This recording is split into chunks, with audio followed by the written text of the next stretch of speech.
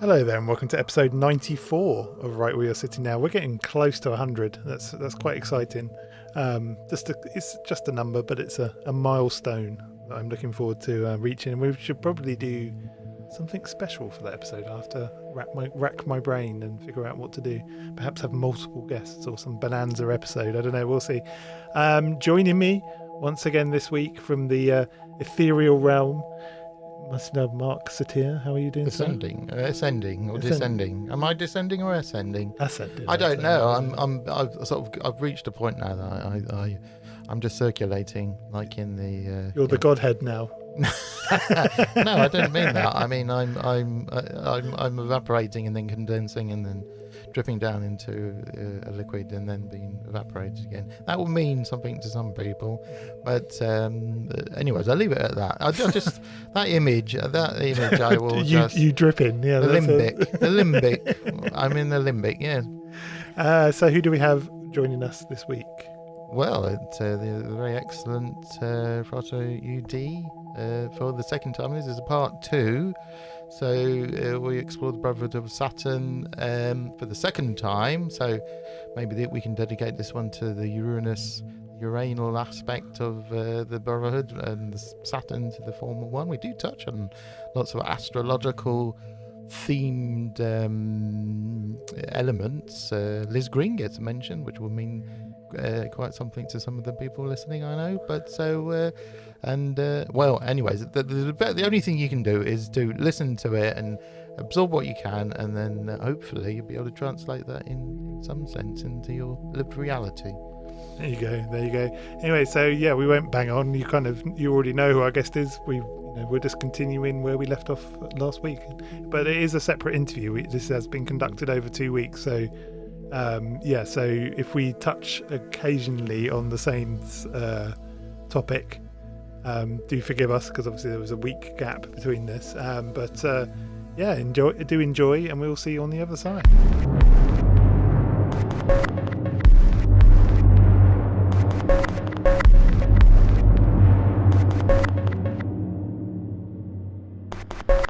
Welcome back, Frater U D. Thank you so much for giving us some more of your time. It was a pleasure last episode, and we're looking forward to it again this episode. Well, thanks for having me again, and pleased to be here. Excellent. I was going to start. We're just going to dive back, and we should say to listeners, we'll say this in the intro, but we'll say it again now, that you should probably listen to the previous episode before listening to this one, because we sort of covered the structure, the bones, as it were, of the FS last episode, whereas this one we want to dive a bit more into the philosophies and the meat, as it were, of the order. And one thing we didn't cover last week, and I know people listening to the last episode will scream at me, is that we didn't talk about electrical magic, and that's one thing in particular that I wanted to, because it seems to be something that follows the FS around. When you hear about the FS, you always hear about the Tepaphone. And I was wondering, could you talk a little bit about the use of electrical magic and the Tepaphone at all? Well, actually, this is part of the very, very early FS lore, Quincher and these people. Later on, Barton as well. Well, they were more or less contemporaries, but not always on excellent terms with each other. It's actually in present day or even post-war FS. It actually doesn't play any role whatsoever. But to give a brief outline, I mean, one thing you might there's a lot to criticize about Quincher once you really dig into his biography. What a sorry fellow he was in many ways, but he was fairly original in his own line and for his own time. And one thing he invented, at least so he claimed, was battery magic. Essentially, this is just, let's put it this way, photography wasn't really that old at the time. I mean, that had been around for, on a more or less industrial scale, only for about 80 years or so. And, well, everyone's probably familiar with doll or puppet magic, where you craft a doll of your target, usually victim, but it can also be used for healing and stuff. And then you use whatever instruments, needles, spells, and so on and so forth. After you've connected that doll or puppet to the target person, and the same can be done or is said to be possible using a person's photograph, which for a very long time lots of people in the magical field took very seriously and didn't really ever like their photos being taken. I myself don't like my photos being taken, but not for magical reasons. But never mind. What Quincher did was he connected photos of target persons with basically flashlight batteries, because nothing else was available to a lay person at the time, and try to influence his targets in that manner. That was basically what the Tepaphone, or instigated the role of the Tepaphone, which is basically nothing else but a kind of you might say hyped and blown up form of that specific form of magic. In the FS, since you're asking about that, Quincher was quite aligned with the pre-war people like Gregorius and others who set up the FS, and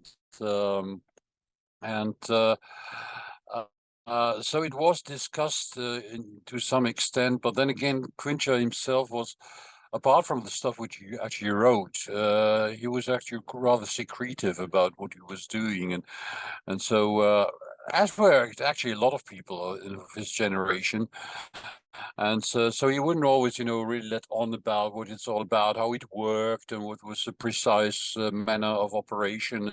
And this, that, and the other, which of course led to people speculating about it and so on. But actually, post-war, or at least say from the 60s, or after the demise of Gregorius and the newly developing or redeveloping FS in the 60s and 70s, that all that stuff hasn't really been addressed by anyone, except perhaps in private, but certainly not within the agenda, the ideology, as it were, or the curriculum of the Fraternitas Saturni. Yeah, I mean, my the first thing I think of in relation to the Tepaphone is the Franz Barden biography. Mm-hmm. That's where I first came across it. It always reminds me of the bit like the theosophist idea of like Atlanteans sending out, sort of etheric rays, and the secret chiefs sort of sending out. That's where it actually comes from, and I mean. Here's a more general thing. Here's a more general thing about this. I mean, magic, as we know it, will usually adopt whatever is the prime technology or science or scientific theory of its time. Like in the early and ongoing 19th century, people, anthropology discovered mana, and they discovered, discovered from a Western point of view, of course, because it had been practiced and used by indigenous and other cultures for ages already. But well, okay. So European magicians, let's put it this way, or magical authors, and anthropologists within the as yet pristine academic field of anthropology, which only came to existence in the 19th century. They discovered Polynesian mana and they discovered Chinese qi or qi and this was in parallel to the not discovery but you developing usage of practical usage of electricity. So this was basically an energy concept, and similar with rays later on, and that's where the theosophists latched on, and then suddenly it was all about the 7 rays, and other people saying, they're only using 7 rays, we are using 12, and we're so much more advanced. And this kind of thing went on for a long, long time. It's actually still going on these days when you find magicians speculating about quantum physics, how they could, either explain magic or be used for magic or be at least similar or corollaries of magic and whatever. So this has been going on for forever. And so it's not really that surprising. As for Bardon's biography, seeing that you mentioned, it depends on which biography we're talking about. If you mean for Barto, I would say that's not really a biography. It's a hagiography written not by himself, at least so he claimed, and he also, as far as I'm informed, always said that it wouldn't that he didn't want to see it published during his lifetime. And actually, there's quite a few historical errors or misrepresentations in that particular book. For instance, as I recall, I hope my memory doesn't mislead me because this was really ages ago. I haven't really dug into that matter for a long time. As I recall, Quincha is depicted as being a pupil or student of Bardon's. Now, I believed that until I was told otherwise. That was another long time ago again, when I actually happened to get in contact with Quincha's son by phone, who by weird coincidence lived in the very town where I had been on boarding school, and not that we'd ever met. Anyway, we had a long conversation because at the time I was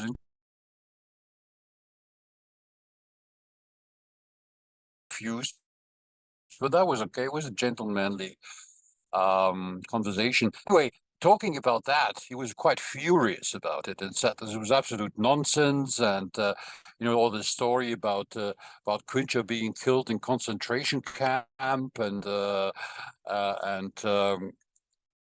putting a curse on his tormentors and stuff like that. He said his father, I mean, Quincha we're talking about, actually died on the 8th of May 1945, in the very last hours of the war, somewhere in the eastern part of Germany, and was actually buried there. And he was never in concentration camp. And actually, Quincha was Bardon's senior, which alone makes it rather unlikely that Bardon was actually his teacher.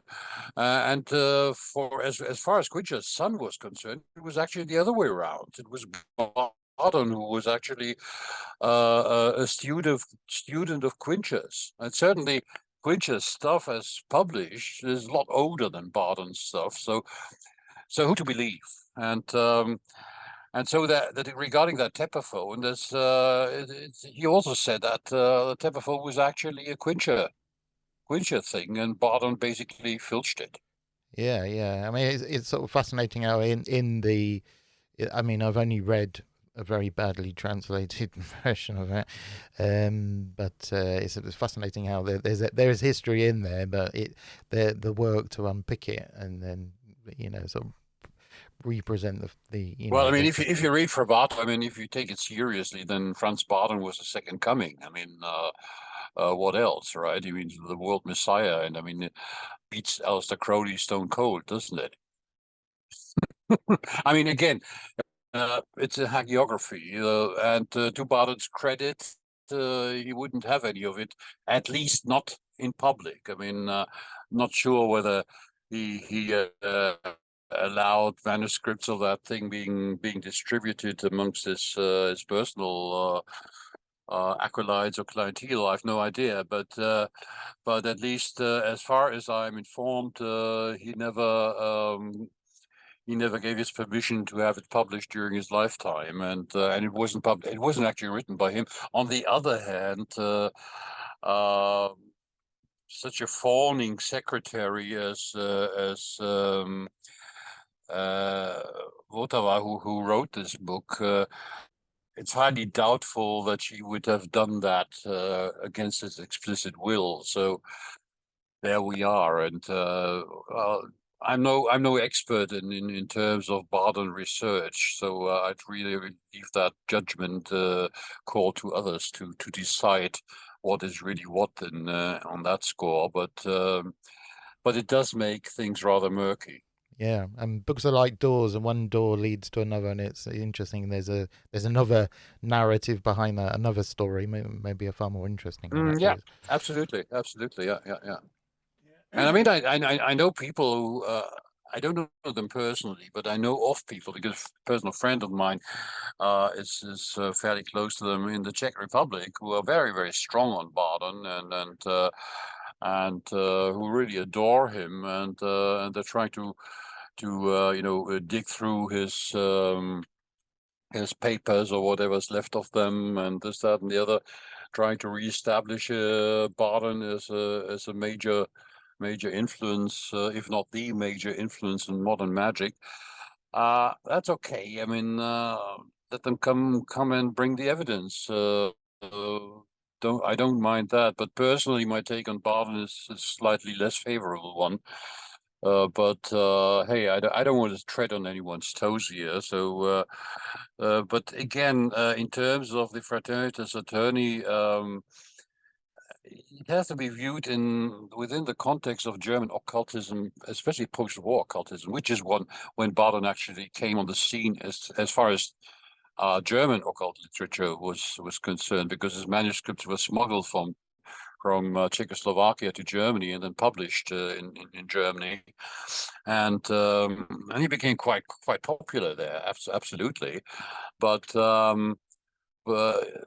it didn't really help him a lot, because shortly after, I mean, he was imprisoned by the Czech secret police and actually died in prison, as far as, well, the story goes.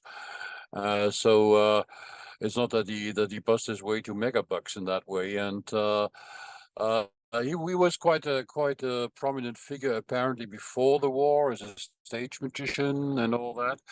But within the Fraternitas attorney, yes, there were quite a few people in the early post-war FS who actually condoned Barden a lot. I mean, he was quite an influence for roundabout, I'd say, to the early to mid 60s, after which his influence started to wane considerably.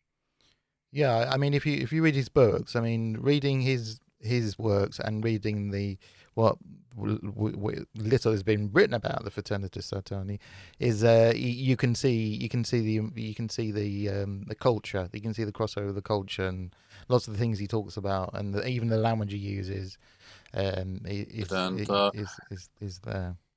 That's very important, even for those orders who will deny that they're contextual in any way, thinking that they're sort of solitary gems, unaffected by the winds of history and and whatever.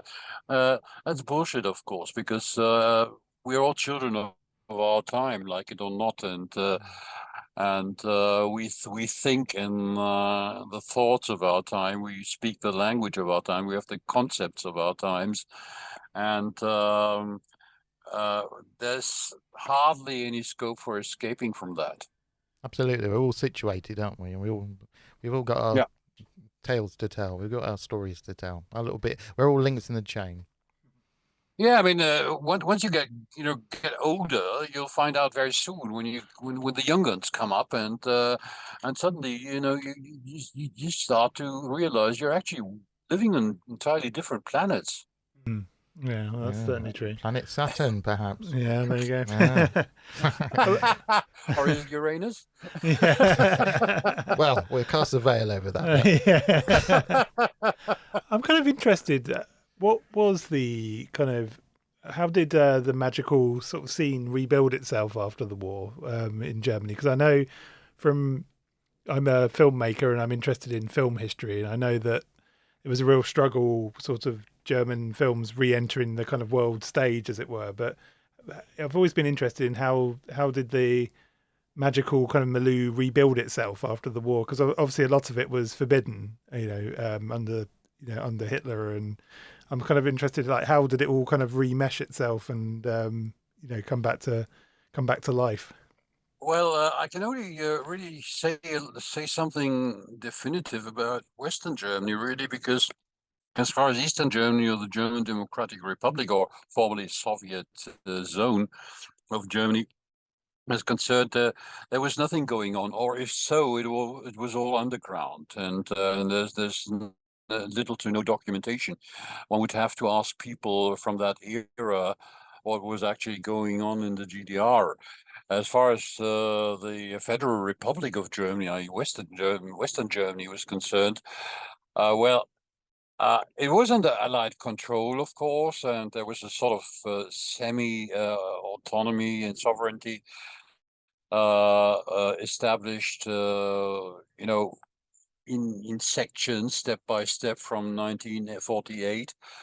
And along with that, and that's a more important aspect, possibly, is the fact that that's when publishing began again. I mean, when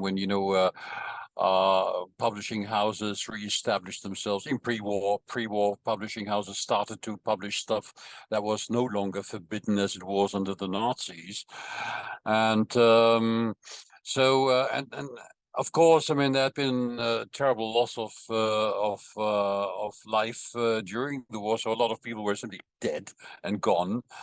But quite a few had survived, and as Gregorius, for instance, and they tried to reestablish what had been more or less the standard of communication and networking and so on before the Nazis took over and eradicated it all. And on the other hand, that was, of course, talking context again, or historical context, that was, of course, the time of rebuilding, when the whole country was devastated.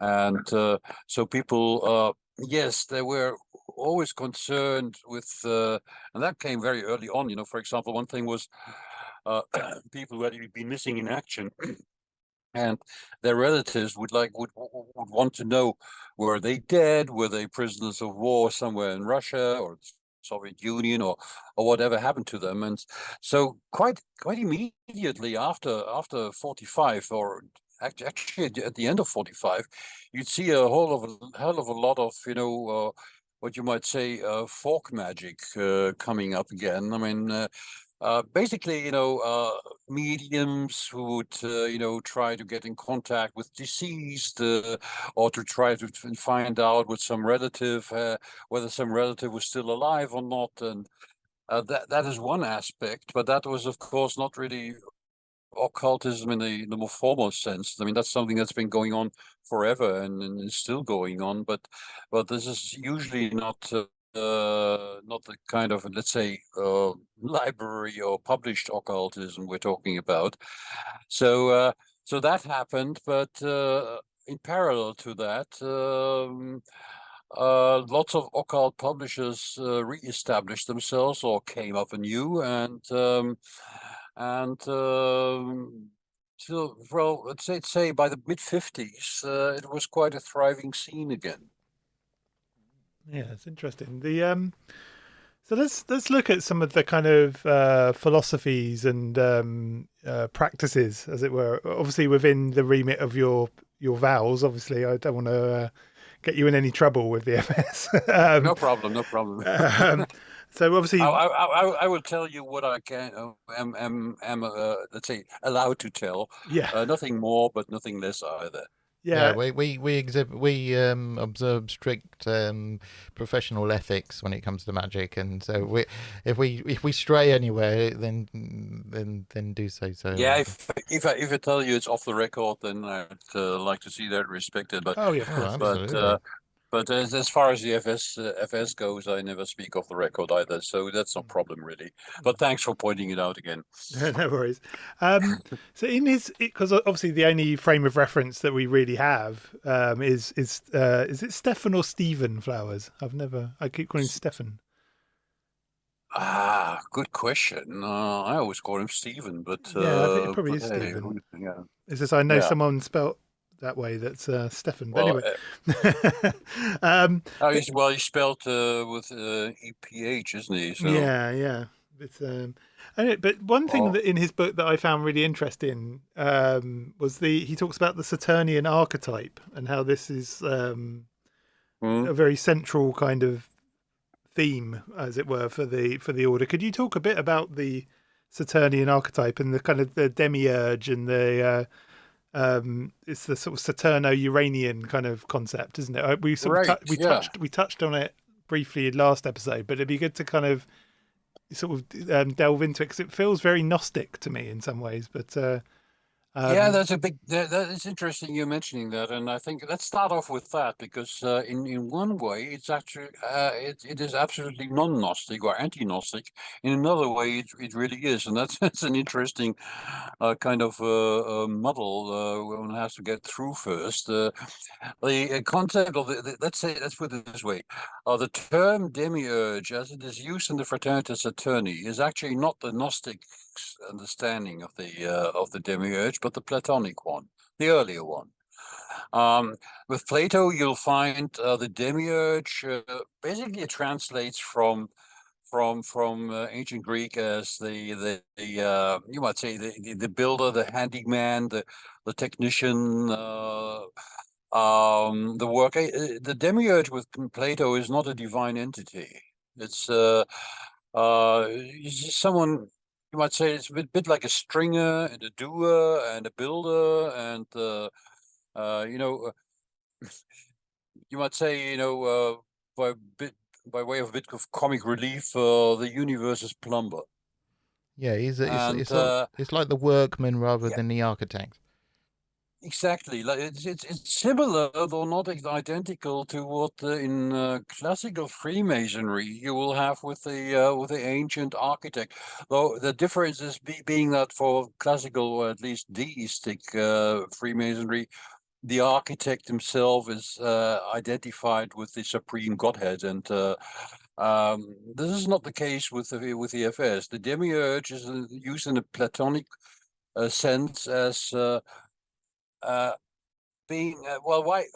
Let's go over to why Saturn. Saturn, in the ancient view, was of course the last of the planets.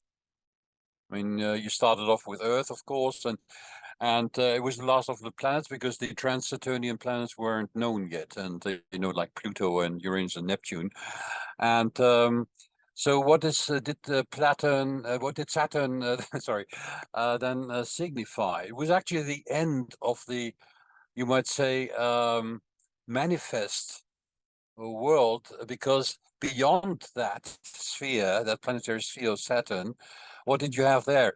You'd have the fixed stars. You might say the heavens or the divine realm, not the material realm or the spiritual realm. And that's why within the FS to this day, Saturn is regarded as the dweller on the threshold. He's the guardian of the threshold. The aim being for the soul, or whatever you want to call it, to rise from this planet Earth through these planetary spheres. Well, and the last guardian, before the divine realm is Saturn, and I mean, he's a bit of a bouncer, right? I mean, he just won't let you through just because you would want to. You'd have to, you have to be ready. You have to be mature enough. You have to be whatever. I mean, there's a lot can be said about that.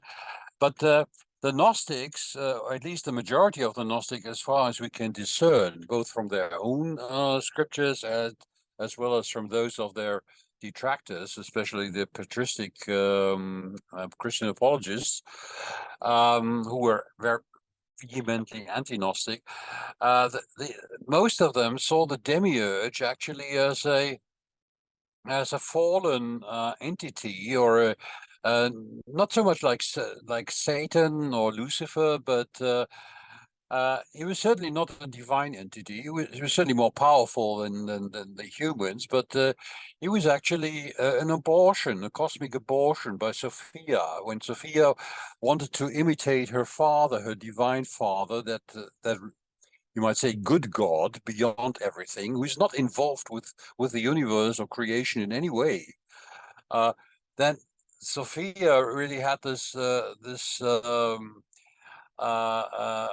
bore gave birth to the demiurge, and the demiurge is usually equated with Gnosticism, or at least many schools of Gnosticism, because I mean Gnosticism isn't, of course, by any measure a unified phenomenon.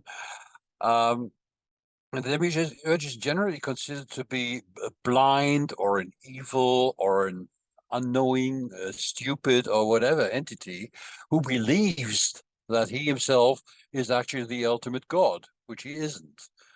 Who may actually, according to quite a few Gnostic schools, actually created the world, but lacking the divine power, not being the divine, the ultimate divinity himself. That's why the world is a faulty operation. That's why the world is such a, well, according to the Gnostics, such a shitty place. Because basically, yes, a craftsman, but a very sorry one, one who really, lacked everything. For example, there's one Gnostic myth where it says that he created the demiurge created the first human, or Adam, and well, yeah, from clay, but he wouldn't move. So it was a divine spark that had to be instilled into that clay figure, just like in the Golem legend, hundreds of years later, for this human being actually they become alive. But that is not the doing of the demiurge. That is actually from beyond, from the ultimate Godhead, and that is how humans came to be, and so on and so forth. So essentially, we have two versions of the demiurge. We have the Gnostic or Gnosticist one, depending on who you ask. The demiurge being a kind of actually an enemy of mankind, or at least of that divine spark within human beings, or any living beings for that matter, who has to be overcome, who rules the world, who rules creation, who rules the universe with his archons, and much like a dictator or a tyrant. Whereas the Platonic demiurge, which the Fraternitas Saturni is actually using as an archetype, is actually nothing but a severe but just entity that will actually make sure that nobody actually leaves this mortal realm, or this material realm, or this created realm, before he or she is ready to do so. Yeah, and Saturn himself, he sets the boundary. I mean, always, though, that very the most famous thing about the actual planet itself is the ring, and that was always reminded me of, like, the ring past not. It's the boundary on thing, the restrictions on thing. But at the same time, I suppose Saturn, so he's the end of things. He's like the Grim Reaper in a way, isn't he? Sort of, but at the same time, he reaps the harvest, because that's where things reach their ultimate maturity. Well, yes, I mean, there's an etymological and a mythological background story to that. I mean, that Saturn Saturn, of course, is the Latin name. The Greek name was Chronos. Now, there's two types of Chronos. There's a Chronos usually transliterated with a K, and one with a CH. Those were actually originally two different entities. There was Chronos, the god of time, like in chronology, chronometer, and all that, with this typically written, but that's just a convention, of course, with the ch. And there was Kronos, who was actually a fertility god of agriculture. Yeah, And the two merged, and that's why you have Saturn, being equated with Grim Reaper, the scythe and sickle and all that, which were originally, but that was very long ago, which were originally not part and parcel of the same entity. But that fusion occurred quite early in the Roman Empire already, and Saturn, I mean, the Latin form of the Roman form of this entity, of this god or deity or planetary entity. Is the fused version already. And so, yes, so exactly what you said, couldn't have put it better. He sets boundaries, he sets rules, strictures, he separates the wheat from the chaff. And yes, this can be awful, this can be horrible. It includes death and illness and pestilence and what have you on the one side. But on the other side, it's much like in the tarot, where you have death as a figure, which implies, yes, it may imply physical or mental or spiritual death, but it also implies transformation, and that is what Saturn is all about as well. All this isn't just because he's an evil guy. It's like Liz Green. I mean, in classical astrology, of course, Saturn was always the evildoer, right? Until Liz Green wasn't the first one, but she wrote a very, very nice book on that, Saturn, a New Look at an Old Devil, where yeah, from an astrological point of view, you actually see, well, no, Saturn isn't just an evildoer, and isn't just it's not that simple. It's not that black and white. You have good and evil, and it's all fine, neatly separated, because it isn't. Sometimes an illness you have to go through, for example, may actually be the best thing that happened in your life, because it causes you to transform into an entirely different and possibly very more powerful, more happier being. It doesn't have to be that way, but it can be that way. And that aspect, of course, is what these days, especially, let's say, since modernity, or let's say the early mid to mid 20th century, is the paradigm we prefer to use, rather than stick in these ancient, good versus bad, Manichaean kind of binary dichotomies. yeah. I mean, and also the And word. so, yes, so excuse me, just do that. Saturn, once you actually come to terms with him, whatever that may mean, then he is actually an aid. He's a guide. He's a helper. He's a teacher. He's your strongest ally. It's just that let's put it this way: he hasn't exactly invented humor. So yes, he's grim, all right, even when he's on your side, even when he's a great friend. But he's hardly ever funny. And we're laughing now, so but we got we have the word Still. also the word, I mean, as you say, the word Saturn, the Latin, the Roman Saturn, I mean, the root of that is seed, isn't it? The SAT. That Yes, it's very probably. seed, yeah. Very probably, yeah. Yeah, like in Yeah, fertility, yes, indeed, yeah. yeah, in the Not necessarily a fertility. I mean, yeah, okay, as an agricultural god, that's what you would expect, right? But fertility in its many meanings, this can be whatever, spiritual or ontological or whatever kind of fertility in terms of developing yourself, of becoming a higher being, or deifying yourself. Indeed, yes. I mean, which of course again brings us back to Gnosticism, because yes, the Fraternitas Saturni will tell you a lot about Saturn Gnosis, and it's not that we as the order itself that we are against Gnosticism, not one bit. I'm actually currently running an intensive course on Gnosticism within the FS, and but it's just the term demiurge, which we use in a different manner. But apart from that, the antinomianism of Gnosticism, for instance, the antinomian, approach, the contrarian approach towards let's put it this way, the powers that be, that is actually very Saturnian in a way as well. It's itself as well, because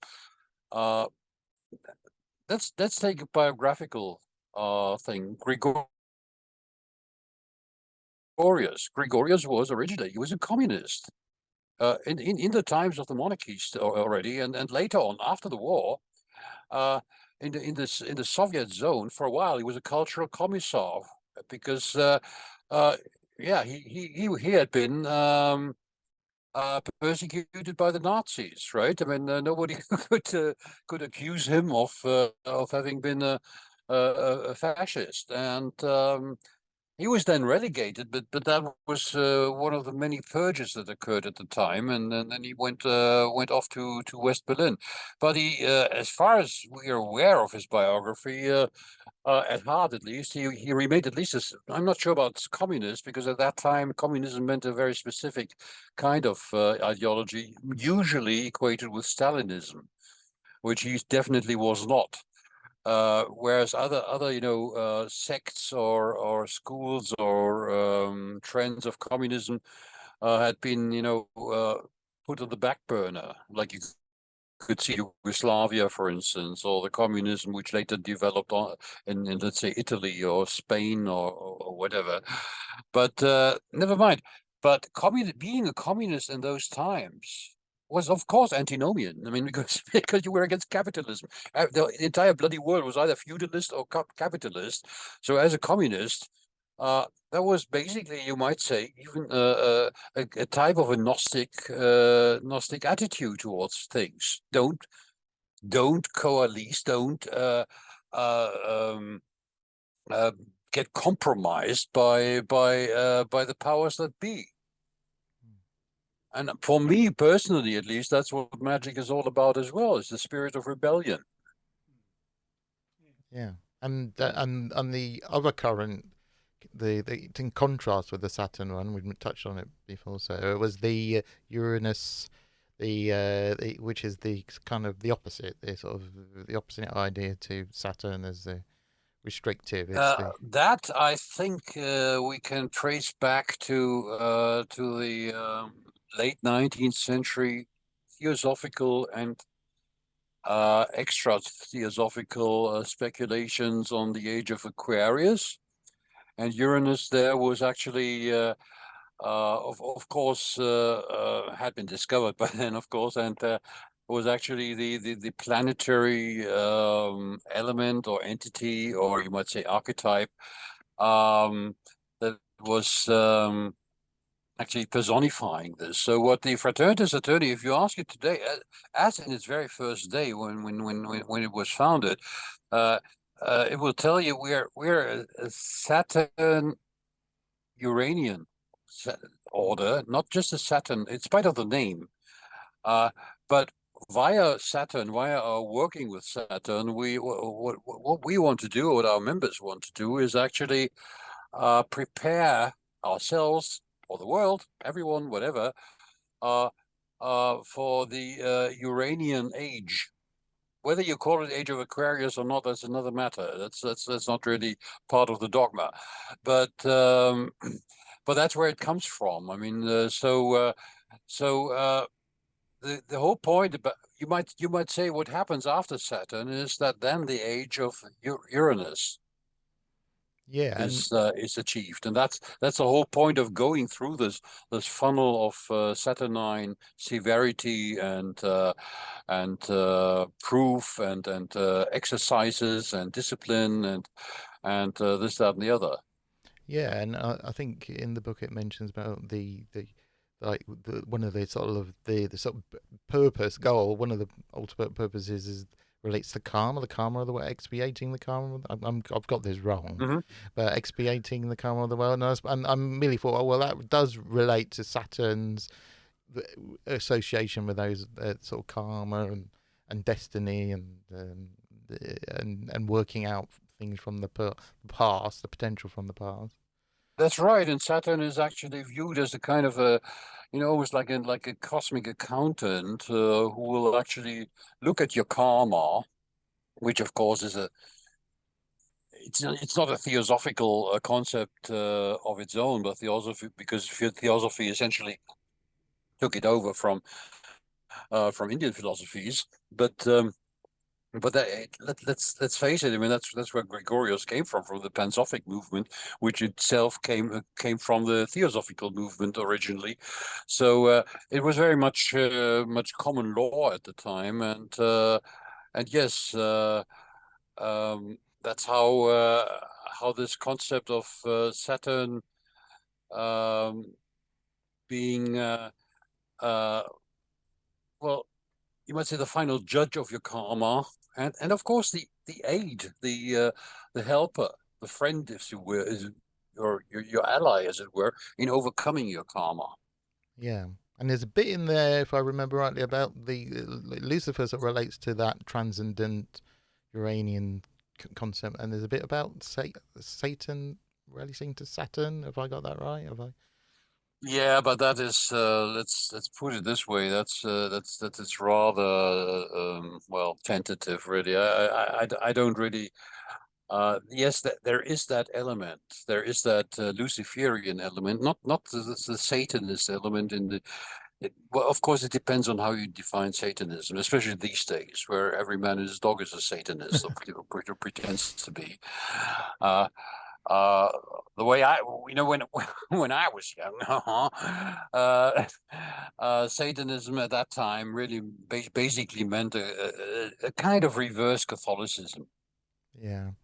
I mean, that was it. Yeah, I mean, Crowley had a dog called Satan. I don't know if that's related, but it did remind me. It did remind me as soon as I read that, though, I didn't get the impression from the book itself, the text itself, because it wasn't that represented in it. So how much did it mean? But it reminded me immediately of like the Process Church, because they talk in this Satan Lucifer kind of contrast thing, and True, but that was a lot later, right? Yeah. And yeah, I would gladly concede that it's an entirely different story today. I mean, today saying Satanism is just about a kind of reverse Catholicism, where you would have to have a defrocked Catholic priest to actually conduct a black mass. I mean, this is all 19th century, you might say, Romanticism. But there is a part in the book that talks about sort of higher and lower octaves, and Satan mm-hmm. and Lucifer almost being a kind of I don't know what the word is, it's sort of an embodiment of enlightenment, almost. That is true. Well, I'll give you another example of that from old Saturnian FS Saturnian lore. It is said that the sun's core is Saturnian, and that Uranus is the higher octave of Saturn. So why I'm mentioning the sun now? Because Lucifer, of course, is the light bringer, and Eosphorus, Eosphorus, the Lucifer in Latin, of course, and equating Lucifer with Satan in the sense of Satan meaning the incarnation of evil. That is actually something the church did, and not the Luciferians themselves. There was a lot of Luciferian gnosis going on in antiquity, for instance, but they were certainly not subscribing to any kind of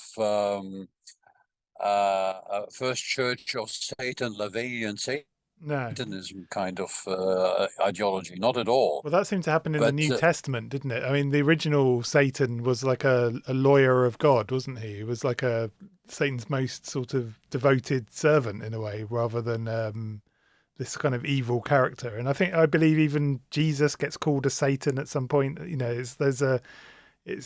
does seem that the church kind of turned him into a bit of a boogeyman, didn't they?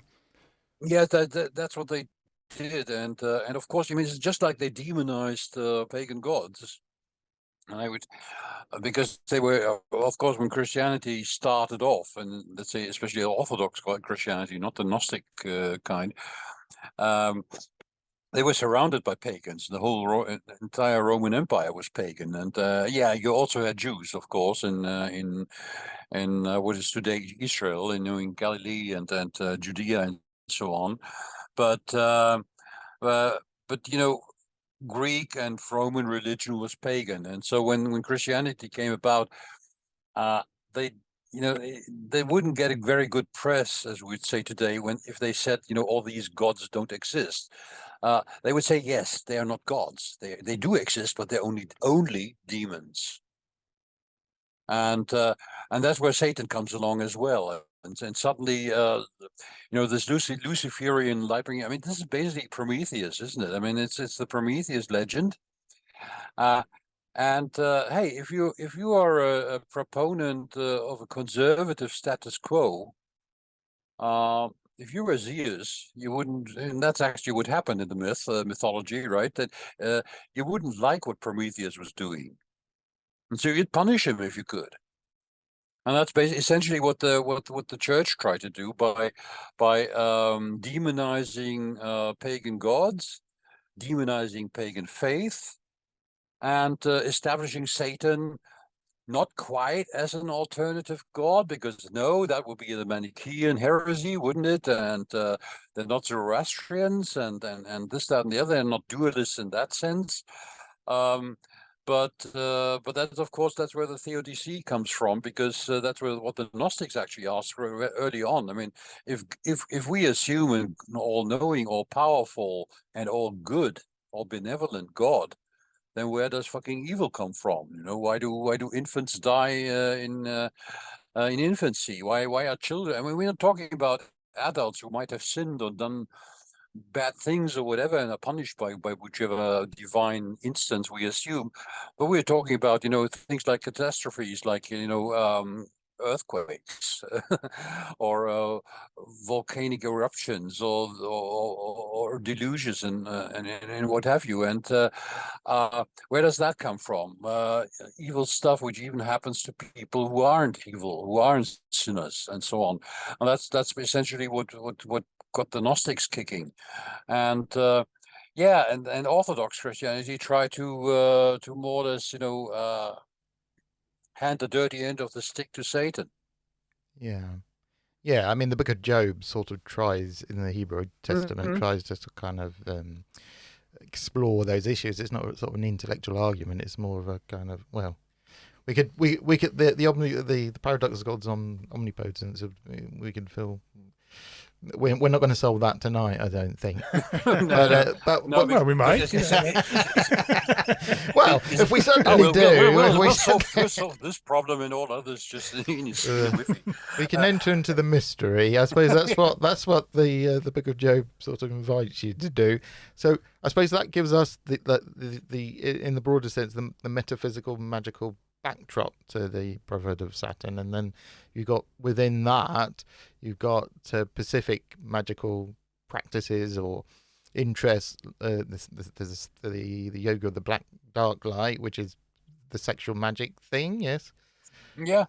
And then they got the rings, the idea of like rings not just as tokens of recognition, but also as sort of magical objects in themselves, talismanic objects in themselves, and there's details of that in the book. And again, that reminded me very much of the Franz Bardon. What he writes quite a lot about that kind of thing as a specific, because everybody at the time did. I mean, Quincher did in his own peculiar way. So did Musalam, and so did actually quite a few, well, Gregorius to a large extent as well. Why? Because that was common law at the time. That was common, you might say, knowledge. That was occultism. What Crowley does in his particular way, and so later on then did Diane Fortune and William Gray and Israel Regardie. The whole Golden Dawn was about this kind of stuff. So that was all more or less, I'd say, common commonly accepted practices, concepts, ideas, and dreams, and whatever. And what still constitutes a large part of so-called esotericism to this very day. Yeah, and the Solomon's fabled magical ring, and so it goes, and also it's sort of come into the future. The idea of a magical ring is got an archetypal idea. And so is Jewish demonology, for that matter, or angelology, if we're into that. And yeah, I mean, it all derives from different sources, and they're not all. It's certainly not all Jewish. They're certainly not all pagan. There's quite an influx of Eastern thought quite early on, actually. It's quite an interesting point that a lot of Gnosticism was actually, early antique Gnosticism was actually very strongly influenced by Indian Samkhya and Buddhist philosophies. yeah, And oh, sorry. possibly vice versa, yeah. I was very struck as well. There's sort of grimoire traditions in the fraternity of Saturn, and but also it didn't refer to it in terms of Solomonic. It said Faustian. That struck me. Is that a Pacific? Is that something just lost in translation, or is that a very Pacific? Well, I think it's a specific German thing, really, in a way. I mean, if push comes to shove, having to distinguish between Solomonian and Faustian tradition, you couldn't really make a point, because it's essentially interchangeable. But because of the huge influence of Goethe and Goethe's Faust, which of course was influenced by Marlowe's Dr. Faustus, but that's another matter which most people don't realize or don't know about, or actually didn't know about in Goethe's times as well. There's this whole German, what you might say idealism. I'm talking of idealism, the philosophy, of course, and romantic view of German thought being essentially Faustian. Yeah, and German philosophy being Faustian, and you'll find that even in such an antinomian thinker like Nietzsche, and who certainly wasn't really very happy with whatever status quo, and especially religious status quo of his time, was trying to score points. But yes, this Faustian thing. This is the view of Faust as put in Goethe's drama, not just Goethe's Faust 1 first part, but also the second part, which is actually far more important one and most difficult to understand, where Faust actually represents the human being striving essentially for divinity or self-deification, if you want. And what happens when humans actually do that, and when they fail, and this, that, and the other, and but in terms of practical magic, for example, Scheible, who was a publisher of occult literature in the early to mid 19th century in Leipzig, he published a hell of a lot of possibly about 90% of German occult books of the time. But they were actually very, very shoddy editions, like 6th and 7th book of Moses came from that source. That's a sort of folk magic, isn't it? Exactly. And for a very long time, all we knew about grimoires was actually that, pardon my French, that crap that came from Scheible's presses. Because he would because it was an entirely commercial venue. He just threw together whatever old manuscripts he had, whether it was from Agrippa or from Paracelsus or from some Renaissance. Most usually people say medieval, but really there was preciously little medieval about grimoire magic. The mindset was medieval, that's true, but the books written were written far later on. I mean, in the Renaissance and later, and so he would clobber together whatever looked interesting to sell, and that is of course a lot of these so-called Faust-Höllenzwänge or Faustian hell spells are all about. Those are basically, they constitute a major part of the German grimoire tradition until fairly recently. Yeah, you've answered a very important.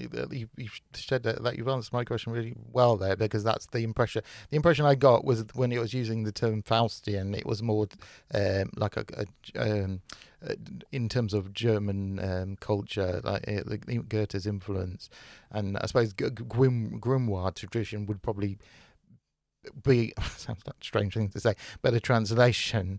Because I mean, in the Faustian narrative, he makes a pact with the devil. Well, that goes against the Solomonic tradition, where your inherent divinity gives you command over the spirit. Yeah. So, and that's often a common misconception. So you've answered that. You've shed light on that for me quite excellently. Thank you very much. Excellent. But even then, a lot of people, when they review the Solomonic tradition, will tell you, well, what you're doing there is actually evil.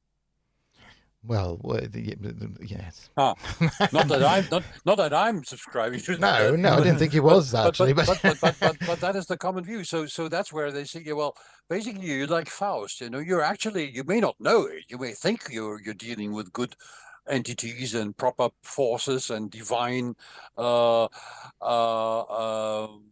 instances and whatever, but hey, there's always illusion, right? Which is actually something you'll even be warned about in the Zohar and the Kabbalah and in Jewish tradition, right? I mean, how do you know whether that entity you're actually conjuring up, like Dr. John Dee did, for instance, how do you know that is really a divine entity and not someone from hell coming to gobble up your soul or whatever? And some say heaven is hell, and some say hell is heaven. But I suppose I imagine that.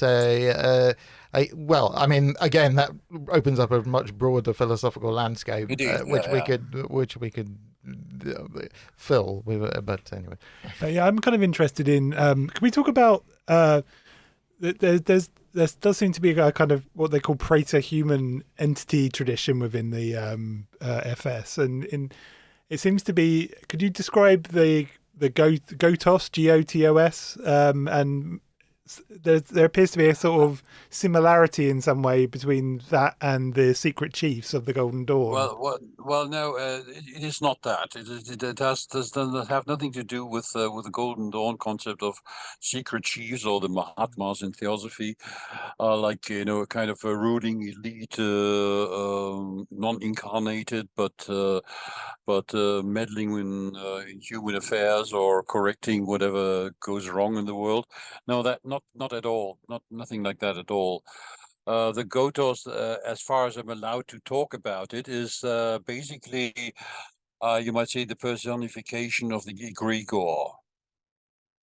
It's the personification of the egregore, and the egregore obviously being an entity which is either artificially or you might say consciously created by usually by a collective, by a community of, let's say, magicians, or a magical brotherhood or whatever, or which comes into existence by their very interaction, which is not there's a difference in that. The Gotos is nothing the Fraternitas claims as having created consciously, by will. It is more considered to be essentially, you might say, something like the group spirit of the members of the Fraternitas Saturni. And as such, it can be tapped and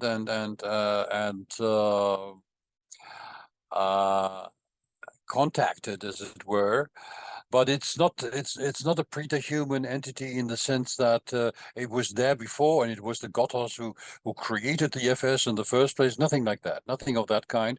It's not that every great grandmaster has to sort of ask the Gotos' permission for anything or whatever. No, it's actually for all I said about its collective nature as an egregore, it is actually an entirely personal thing. Okay. It's an entirely personal, individual thing in terms of you can assume it's there or you can't. You know, people won't throw you out of the Fraternitas Saturni if you say, well, for me, this Gotos concept is simply bollocks. No problem, no problem. But it's still used in a ritual sense, but that could be interpreted in any way you prefer. But if you see the Gotos as the personification of the egregore, and mind you, I'm not saying that everybody within the FS actually sees it that way. For the simple reason, I'm not saying that because I don't know, because we don't actually discuss it a lot. Okay. And because it is such an individual thing, for you to actually, get in contact with or align yourself with or contribute to or ask for assistance or whatever. But essentially, when all is said and done, at the end of the day, you could say the Gotos is generally considered to be the personification of the group spirit of this brotherhood. And does it relate to the shadow in some, the Jungian sense of the shadow? There are quite a few members who will view it in exactly that manner, saying that the Gotos actually represents or personifies, but usually not the not the collective, but then usually the individual or their own individual shadow. The Gotos is also assigned to the 33rd degree, which is the last degree in the degree structure of the Fraternitas Saturni after the reform in the early 50s, and but you won't find any scriptures telling you or explaining to you what the 33rd degree actually implies and what rituals you have to do to conduct to achieve to it, or nothing of the sort.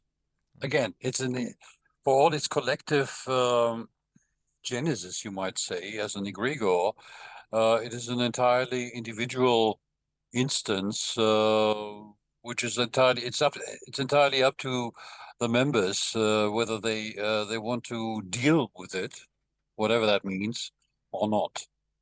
So this 33rd degree is sort of dedicated to that concept.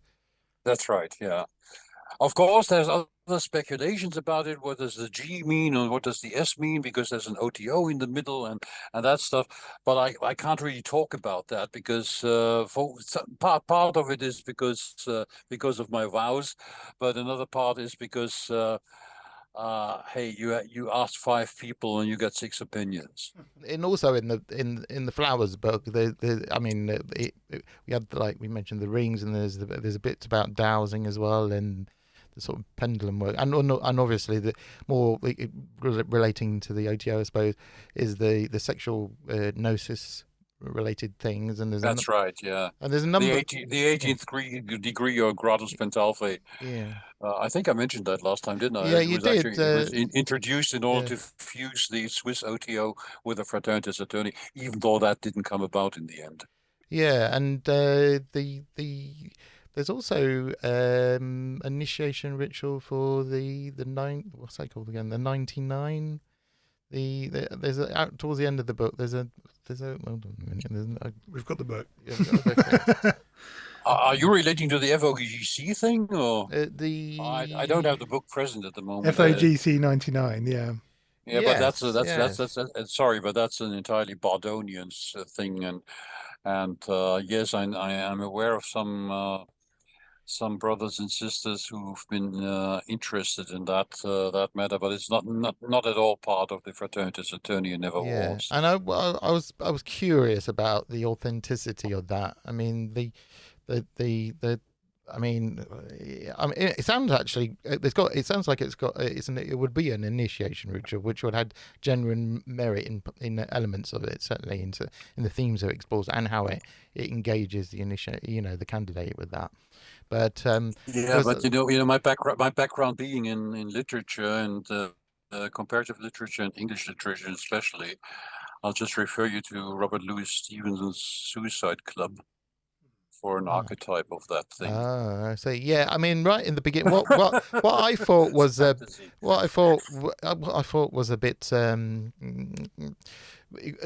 I was curious about is that right at the beginning of the initiation for that particular thing, it says, "Are you an something like, I'm paraphrasing here, are you an upstanding member of society?" And presumably, if it was they were all diabolists of the darkest hue, you wouldn't say, well, yes, I'm a perfectly respectable person, and then they would welcome you in on those grounds. They would probably show you the door, but so that didn't ring. That somehow didn't. But frankly, the whole entire FOGC thing is okay. That's my personal opinion. You can subscribe to it or not.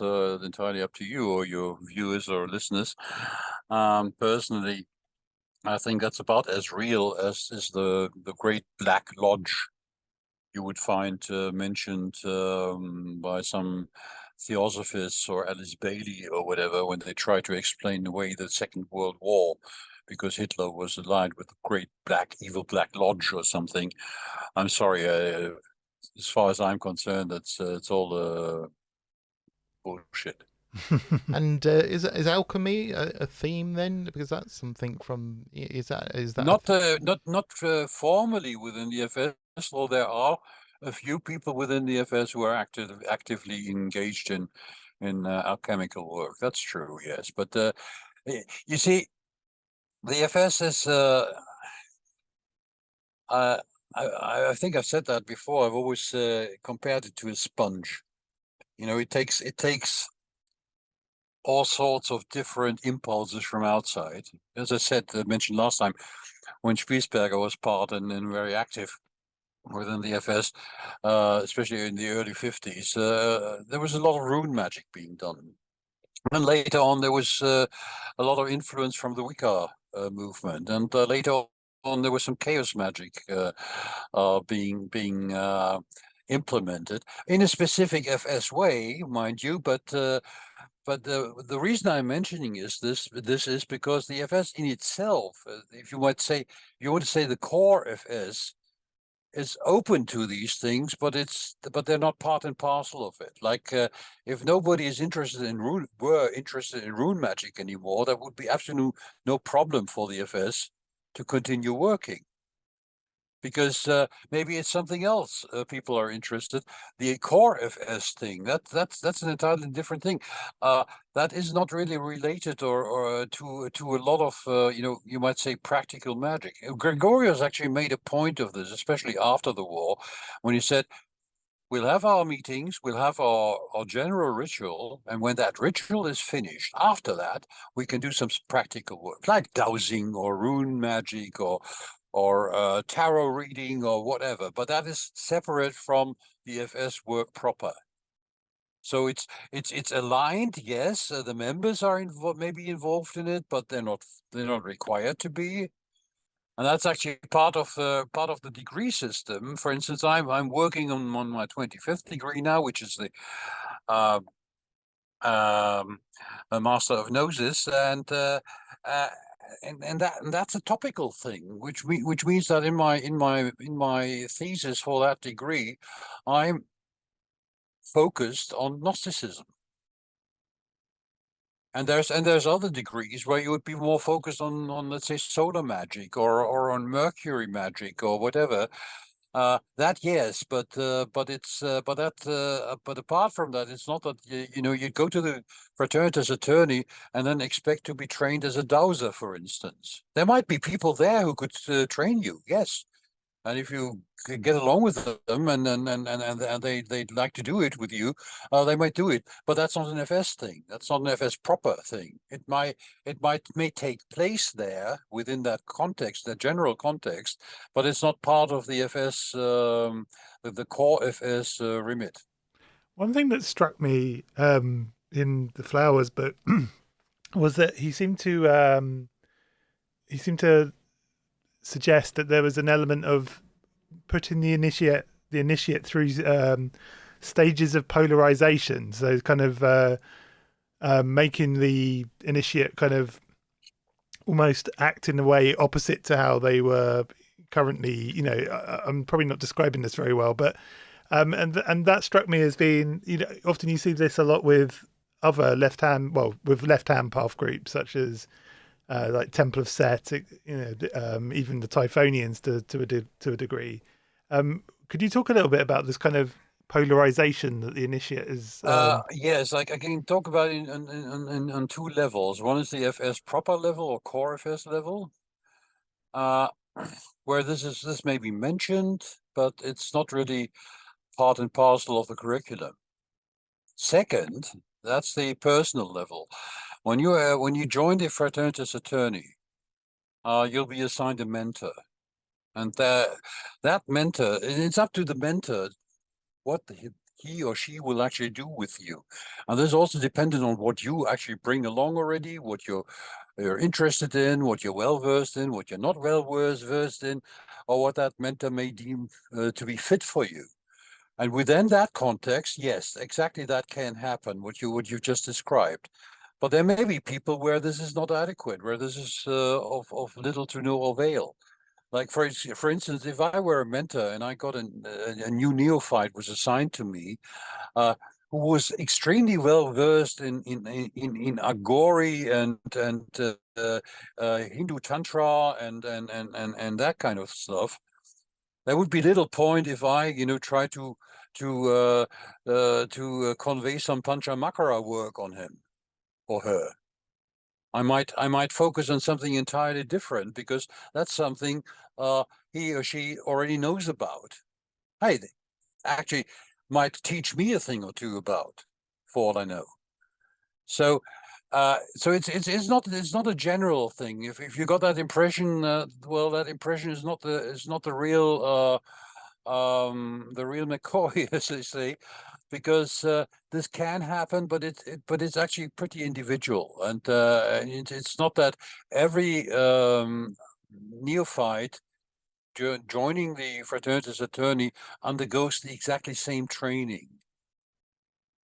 Yes, there will be a lot of stuff covered, so that we're all more or less on the same level after a few years' time, but specialization starts actually quite early on already, because for pragmatic reasons.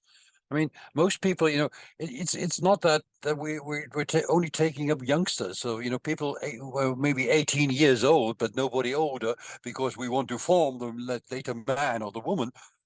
Some people, when they join the order, I mean, they're pensioners. I mean, what I'm saying is they have a whole lot of life experience and maybe even occult experience. Maybe they've been into different magical orders already, and this, that, and the other. They bring along a lot of other forties and maybe soft spots and so on as well, and so it has to be adjusted individually to that specific person. And whereas the dogmatic core, as it were, if you want to call it that, of the Fraternitas Saturni, is it's actually more an ontological one rather than a practical one. Yes, we have our cultus, like rituals we do and so on, which are set, but apart from that, it is not that that you have to go through all your shadow inhibitions and anxieties and so on before you can attain to the next level or whatever. Individually, that may be the case, but not as a group or as a membership. The membership as a whole, it's actually far more individualistic than that. I remember in that section of the book, Flowers talks about the process being somewhat alchemical.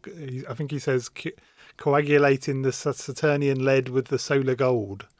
Yes, that has for quite a long time. That was actually one quite common interpretation of what's going on, and you will find a lot of members who will actually explain this entire process of, let's say, Saturnian self-development or crystallization of the I or the ego, which is one of the aims of the FS. you'll find them, you'll hear them discussing that in these terms. But again, that is a metaphor. I might instead choose to explain it to you personally in astrological terms, maybe, or maybe because I don't know the least bit about alchemy, or because I find this is more adequate to your personal arcanum, as it were, or to the situation we're in, or to the specific times we're in, or whatever. Whereas there might be somebody else for whom I might suggest a more, let's say, physical curriculum, which goes more into yoga stuff, for instance. Yeah. When the teacher teaches, they learn twice, and in some groups you have the core, as you say, the core, the skeleton of the core ritual and so on, and but they also might meet regularly to sort of I mean, in some groups they each person takes a turn to present a themed group on some occult aspect or something like that. Indeed, and there's other organizations, the Temple of Set, for instance, where they actually have sub-orders which are focused on specific topics or techniques or whatever. Like they have this overarching order, the Temple of Set, and then they might have let's say a sub-order which is solely devoted to Rudic law, or other or satanic or left hand path work, or whatever. And well, we don't do it in this kind of manner, like setting up entire suborders.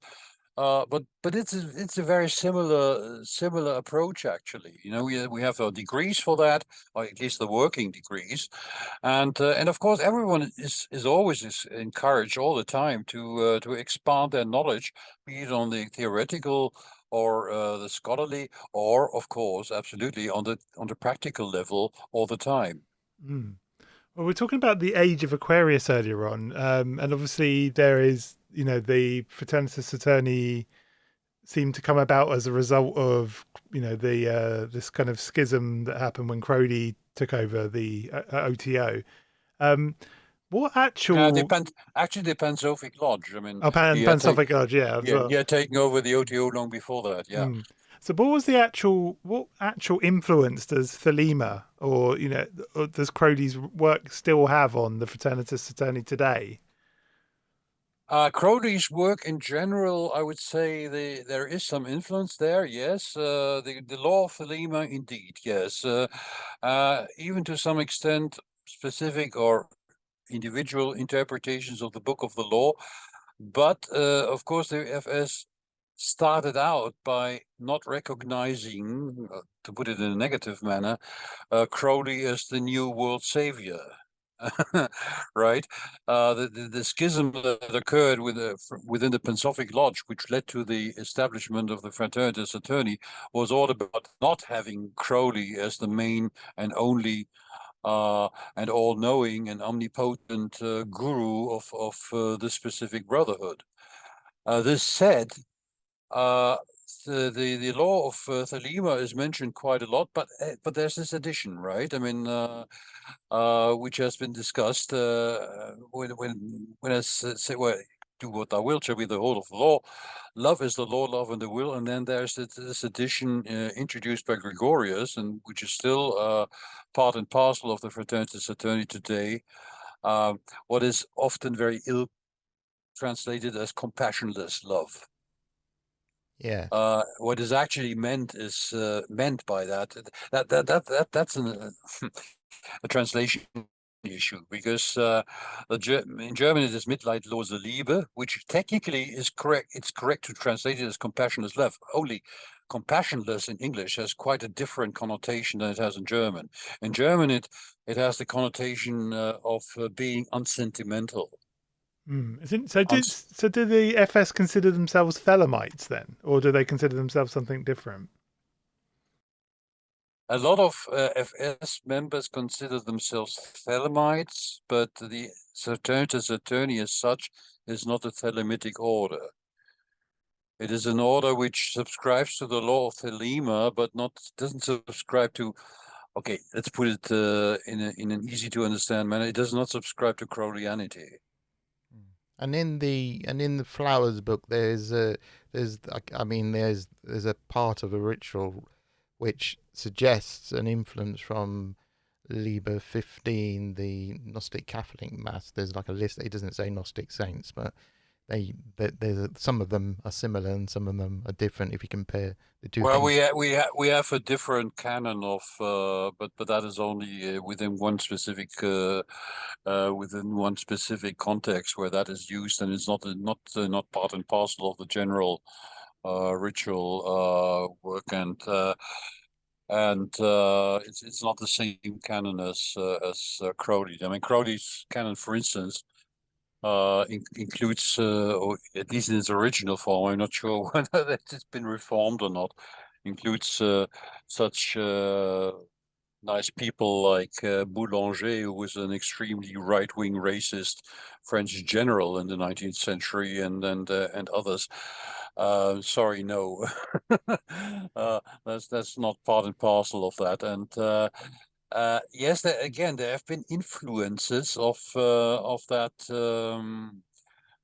but then of what Crowley installed to some extent, but it's not just a lookalike, or it's not that we're kind of a Saturnian OTO or something like that, because we have quite a different view of for example, the Fraternitas Saturni does not consider itself to be a church or a religion, which the OTO eminently does. Well, an aspect of it does. Well, hey, that's one of the reasons why they have to accept. They have to. I mean, after that, it's a different story. But yes. I mean, and hey, look at the Crowley's equinox, the method of science, and what the aim of religion. Yes, yeah. It's just an observation. It just struck me as I couldn't help making the sort of comparisons. I mean, there's a version of the creed, Totua spermi mu. This is my seed, and so on. But anyways. Yeah. And a lot of that, I could say 90% of that Crowleyan stuff is absolutely not part of the FS cultic heritage. So I think obviously not next week, but we will definitely have to have you back on, because we haven't really touched upon sex magic yet, and that's another big kind of element of Secrets of the German Sex Magicians will make a very sensational finally revealed. Make a very sensational podcast title. Well, yes, we could put it under that title. I have a lot to say about that title, which wasn't mine, but hey, let's leave that to another evening or late night. Yeah. Excellent. But yeah, it's been I really appreciate you giving us 2 episodes of your time. That's very generous of you. And I was very much looking forward to speaking to you again. And I noticed, actually, by chance, I'm wearing black and green, the liturgical colours. So that's a nice piece. Actually. Well, there we are. You see, there we go. There we are. That in itself says a lot. And at least my Saturnian ignorance, leaden ignorance, has been sort of spun into probably a poor quality gold, but it's some sort of. You mean like 8 carat or something? I'm not sure, but it's sparkling, and there we are. Yeah, as long as it's not fool's gold. Well, if it was the right kind of fool, if it was the right kind of fool, there, and on that mystery. Indeed. If people want to get in contact with you online or find out what you're up to next, where's the best place for them to find you? Usually on Facebook. On Facebook. Look me up on Facebook, because I used to be on Twitter a lot, or X as it's called now, but that was a purely commercial account I used at the time, and so when I'm around on social media, it's usually restricted not to Facebook. Not that I like it particularly, but most of my contacts are there. So if in terms of output, as in terms of books and whatnot, you did mention that you're overseeing a new Fraternitas Saturni book. Yep. But do you have any other titles upcoming? Well, I'm personally working now, right now, on a book. Tentative working title is Abraxas Calling, which is a book on basically experiential gnosis. It consists of, you might say, Gnostic meditations, which are based on either quotes from classical Gnostic literature or from authors who adopt a Gnostic stance in one way or another, which are then guided meditations. And the thing here being that that old Gnostic, or one of the Gnostic schools, saying that view that we are actually, if we for a minute take seriously this concept that there's a divine spark in us, in ourselves, in call it soul or whatever, then it doesn't need redemption. It's redeemed already. What it needs is waking up, awakening.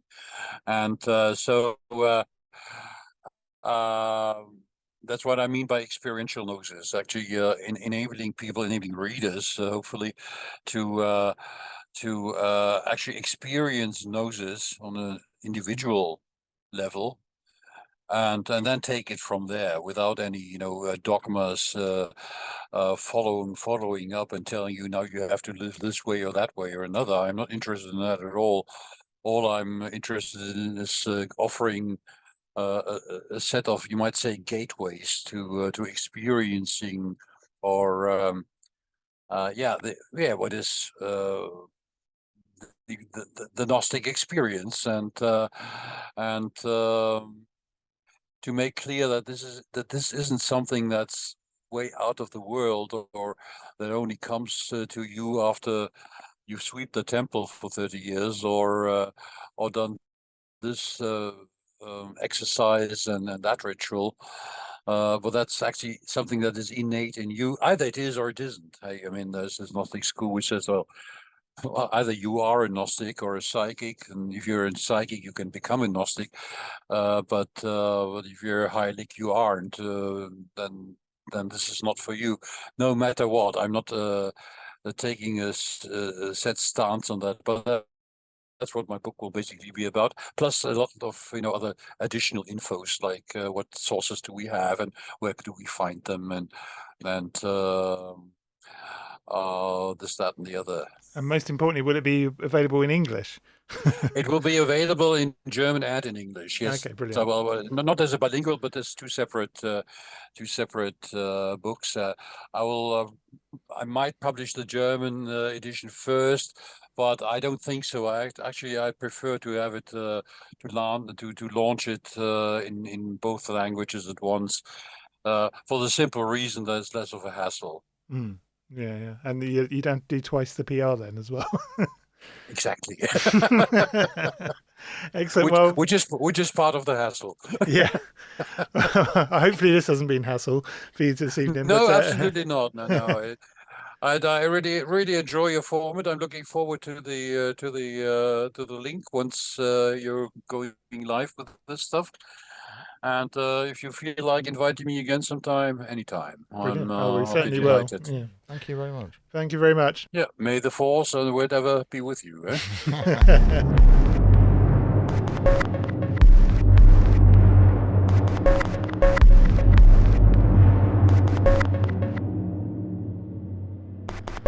And we are back. So that was, I feel we've covered a lot more of the kind of core of the FS in this episode. And I hope it encourages people to look closer, do their own study if they haven't done already. Some people will maybe never heard of the Brotherhood of Saturn, and then go and seek the book by Flowers upon it and so on, and any other material you can get your hands on. Like I say, it's not as much as I'd like there to be. Yeah, and it is a good book as well. The Flowers book. It's excellent. Actually, I mean, it's gone for a few incarnations. There's the Llewellyn one, which was very good, which introduced me, in fact, properly to the subject matter, which I only read about in small articles, and so it was, a very valid thing. And then apparently there was another version which is very rare, never seen it, and then we've got the current incarnation, so which is very more comprehensive. I think that's fair enough to say. Yeah, and it's always interesting. That particular era is very interesting to me. But where you have the OTO kind of changing its shape, and then you have this group appearing. It's very fertile kind of ground to cover, isn't it? And I think there's so much that we can still explore. Like I say in the interview, we didn't really touch on sex magic, and that is a big element of the Fraternitas. Well, at least it is for one section, from what I can tell. One section, and that's true of other organisations, from what I understand. So, enjoy the. Hope you did enjoy and got something out of this, and and bring it into your life in whatever way you can. Yeah, and look forward to future appearances by Mr. UD. He's risen, shot to the top of my list of favourite guests. He's excellent. He's a good talker and a good humoured chap. So that's good humoured and enlightened and enlightening, I think. So I think that comes across pretty well, I think. Yeah, definitely. So do not forget to, if you need to, you need to stay in contact with us. And I know for some people they need to stay in contact with us. Do follow us at Sitting Now on all social media. I think it's at Sitting Now Official on TikTok, which I've been neglecting. Actually, I need to start posting clips there again. But do drop us a line if there's particular topics you want us to look at, things that you feel we're sorely lacking in, and I'm sure we are. I'm sure that, we've never done an episode on the Golden Dawn, for example. We probably should do one of those at some point. If there's any particular subjects you want us to cover, any themes, topics, just let us know. We're quite easy to reach via the old social medias or via email. If you can go to our website, sittingnow.co.uk, there is a contact form and you can contact us that way. But anyway, it's been fun and we shall see you next week.